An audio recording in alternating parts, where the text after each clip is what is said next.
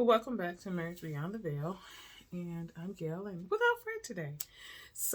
Today I want to talk about an episode of Queer Eye, Season 7, Episode 5. It was called Deli, Dan, the Dream Man, or I Am a Dream Man. And it was about a guy who owned a deli. He was nominated by his girlfriend's daughters. And they've been together for 5 years.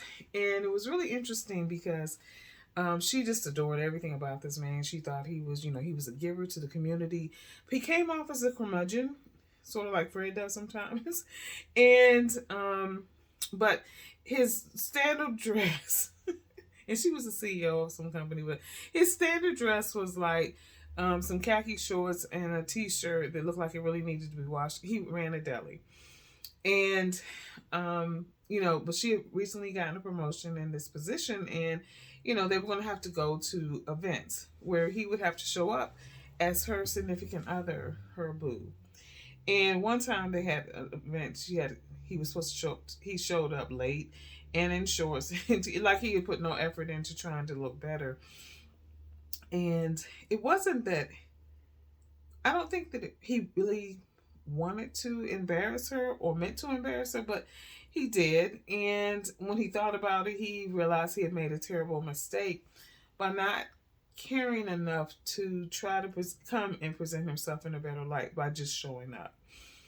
And the Fab Five did a wonderful job by really digging in to sort of see where this came from. And it really stemmed back for some past hurts in his life. And Fred and I talk about this all the time, that you can't show up 100% if you haven't dealt with the issues or the things that can sometimes hold you back from being 100% authentically who you are.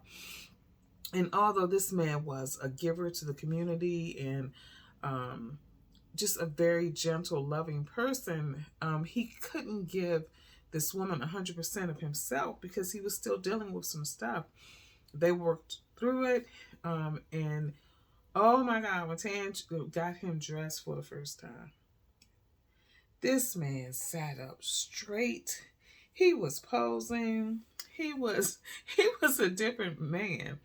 And then this kitchen he had was beautiful, and he had all these ingredients in his deli, yet he never cooked. So when they worked on him with a meal to prepare, and I mean, just the whole episode was really about him. It didn't have anything to do about her.